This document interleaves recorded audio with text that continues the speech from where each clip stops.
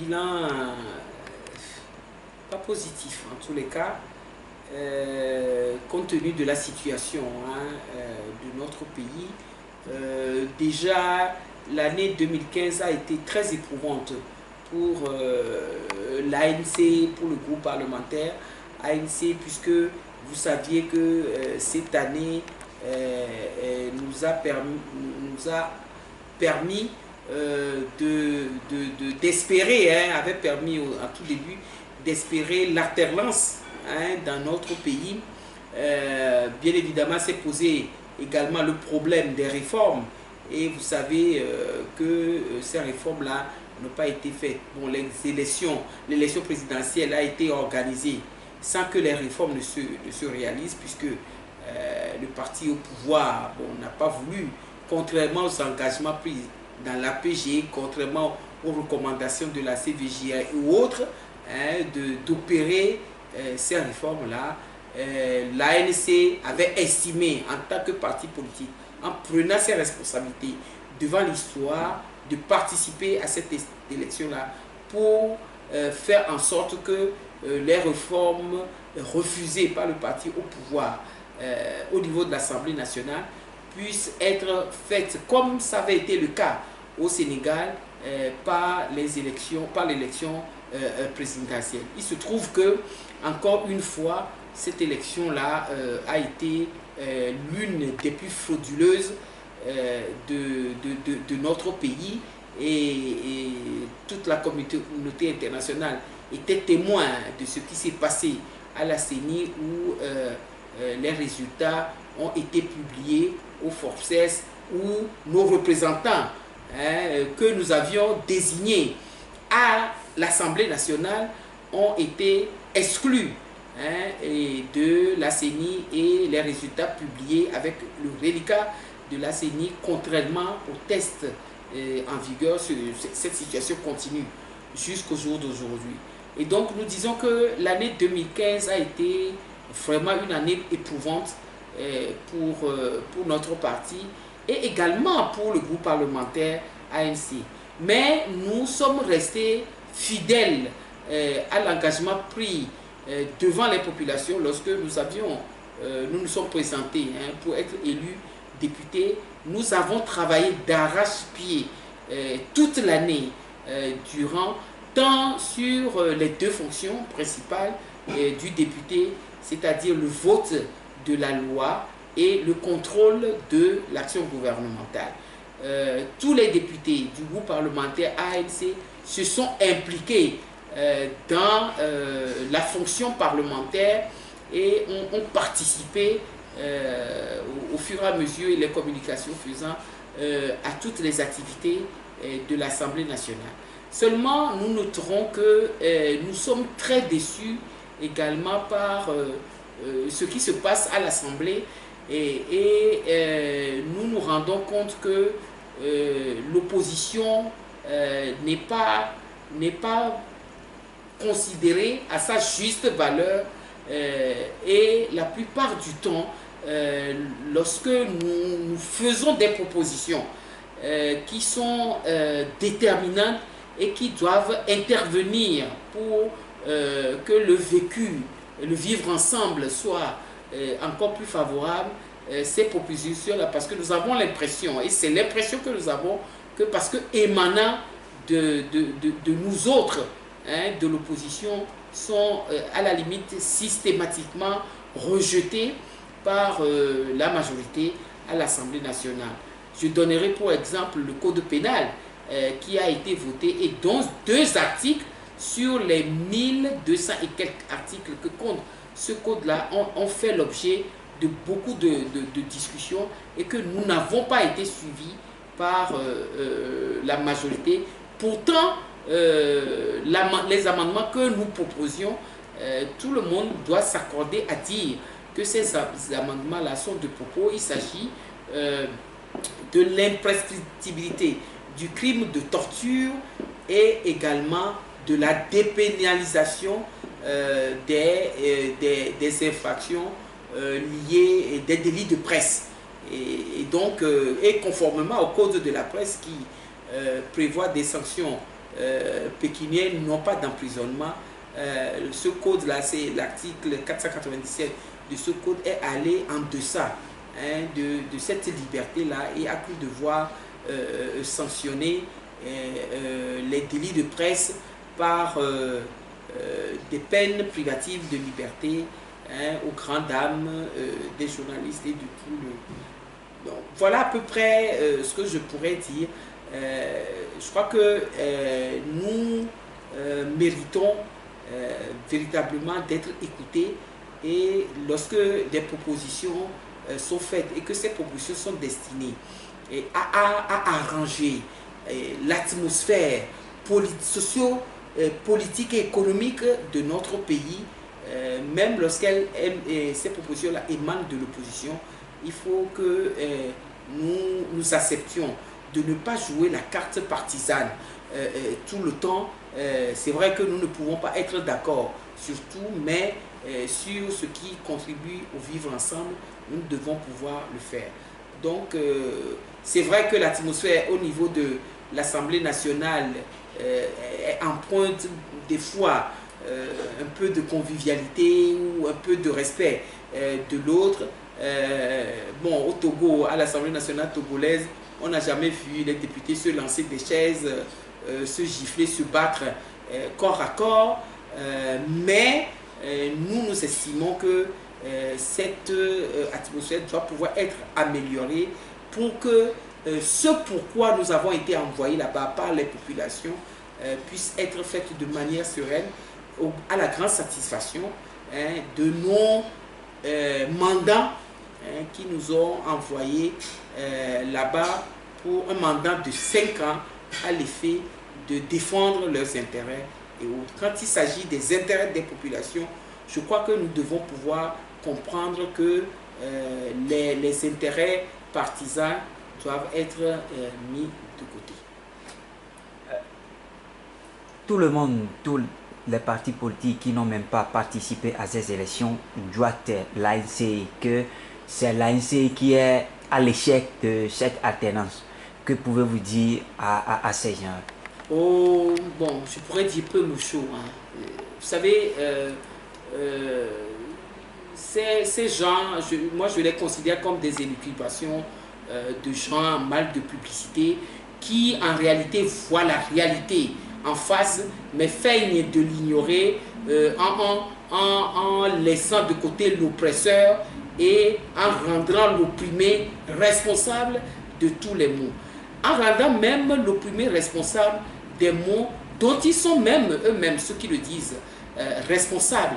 Parce que, vous savez, il s'agit d'une fuite de responsabilité de collègues, souvent même de l'opposition, qui, au lieu de s'atteler au travail qu'ils ont décidé de faire en créant des partis politiques, préfèrent aller régler leurs comptes via les médias et les réseaux sociaux interposés, alors que nous, au niveau de la ANC, nous nous battons sur le terrain. Nous sommes aux côtés des populations. Nous sommes en tournée tout le temps pour aller voir les populations jusque dans leur lieu de résidence et vivre avec eux, considérer, parce que nous aspirons demain à gouverner ce pays-là et à voir les réalités de notre pays, pendant que d'autres sont là à ne rien faire et à préférer aller sur les réseaux sociaux et les médias pour vilipender ceux qui n'ont jamais gouverné, n'ont pas participé à l'action gouvernementale et donc n'ont aucune responsabilité dans le mal-être et dans la décadence que connaît aujourd'hui notre pays. Je dirais que le président de l'ANC, M. Jean-Pierre Fabre, qui est souvent doigté, vilipendé, insulté, n'a jamais participé au gouvernement de ce régime cinquantenaire RPT unien qui dure, et donc on ne peut pas mettre sur l'ANC la responsabilité de l'échec de la gouvernance de notre pays. Qu'elle soit politique ou économique, cette responsabilité échoua aux responsables qui ont dirigé ce pays, continuent de diriger ce pays et s'opposent à quelque alternance que ce soit. Voilà ce qui est clair. L'ANC à l'Assemblée nationale, le groupe parlementaire ANC à l'Assemblée nationale compte 18 députés et vous comprendrez avec moi que contrairement à ce que prétendent ces personnes-là, nous ne sommes pas à mesure de nous opposer même au vote de la révision de la Constitution, des réformes. Je crois que si il était de l'intention des autres sensibilités à l'Assemblée nationale, ils auraient pu voter les réformes et prouver à la face du monde que c'était l'ANC qui ne voulait pas de ces réformes-là. Vous savez, ces personnes-là qui interviennent souvent sur les médias, je dis à tort, je dirais à tort et à travers, se considèrent comme l'intelligentsia togolaise. Moi, je connais par exemple Madame Atakpameto Haden, une vraie militante, une nationaliste à l'époque, âgée de 95 ans, qui n'a jamais mis les pieds à l'école, mais qui en matière politique leur donnerait à ces gens-là des leçons en matière de politique.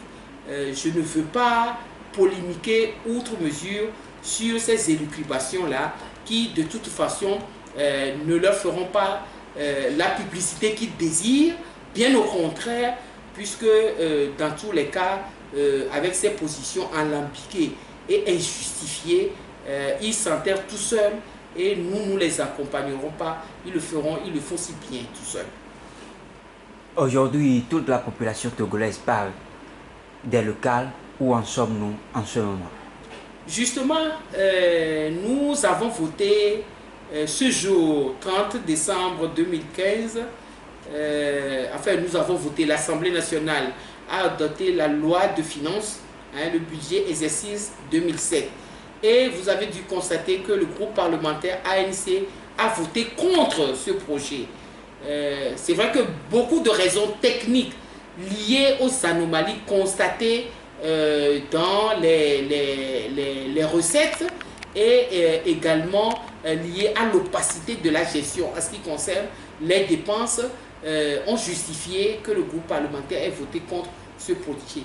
Mais l'une des raisons aussi principales qui ont justifié que le groupe parlementaire ait voté contre ce projet sont liées au fait que dans ce projet, nulle part, nous ne voyons pas la prévision en dépenses de l'organisation de quelque élection locale que ce soit.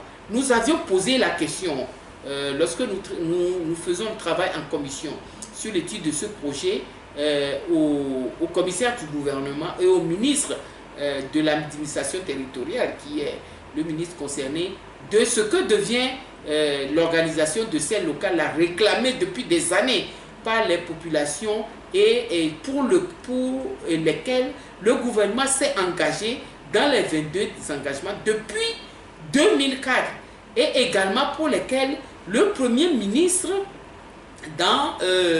lorsqu'il développait l'action de son gouvernement devant l'Assemblée nationale, avait promis l'organisation rapide et prochaine de ces locales-là. Il est clair que dans le budget 2007, il n'apparaît nulle part la prévision même de l'organisation de ces locales-là. Voilà une des raisons pour lesquelles aussi, déterminantes pour lesquelles nous avons refusé de voter ce budget, parce que nous estimons que c'est véritablement un scandale que l'année 2016 aussi passe comme cela, sans que les locales ne puissent être organisées, laissant ainsi les populations à la base, à la merci des délégations spéciales qui véritablement n'ont d'autorité locale que leur titre usurpé depuis des années. Et quelles sont vos perspectives pour 2016? Les perspectives, c'est que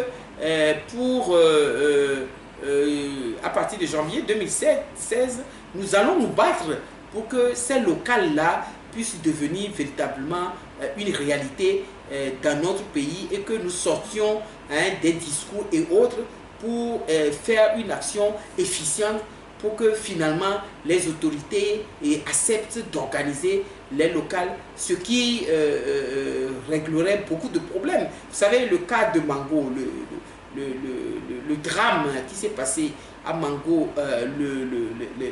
les mois derniers prouve que la responsabilité de cela et chez également à l'inexistence d'élus locaux régulièrement élus par suffrage, par les élections et qui doivent rendre compte aux populations qui sont censées représenter. Or, il se trouve qu'aujourd'hui, les délégations spéciales qui officient sont nommées et véritablement ils rendent compte à celui qui les a nommés et certainement pas aux populations qui prétendent représenter. C'est un scandale et ça, tout le monde doit pouvoir en être conscient et le reconnaître que notre pays puisse continuer à évoluer dans ce système-là où nos localités, nos collectivités territoriales sont gérées par des gens qui n'ont pas de mandat électif. Nous sommes à quelques heures d'une nouvelle année. Vos mots pour ceux qui sont au Togo et ceux qui sont à l'extérieur. Je voudrais pour ceux qui sont au Togo souhaiter nos voeux les plus sincères de bonnes et heureuses années 2016, de santé d'abord, puisque nous savons que si nous avons la santé, en principe tout le reste devra nous être donné de surcroît par le Tout-Puissant. Pour ceux de la diaspora également, les mêmes vœux, mais pour tous les Togolais, qu'ils soient de la diaspora, que sur le territoire national, sur le terrain, je voudrais dire que nous devions comprendre que rien ne peut nous être octroyé sans que nous retroussions nos manches et que nous luttions. Que au Togo, la lutte doit pouvoir continuer jusqu'à la victoire du peuple togolais et que, en principe, la fatigue, la lassitude, le dénigrement, les injures, les diffamations et autres ne doivent aucunement avoir raison de notre détermination. En 2016, chers compatriotes, de l'intérieur du pays et de la diaspora, la lutte pour la liberté au Togo doit continuer. Merci, madame. C'est moi qui vous remercie.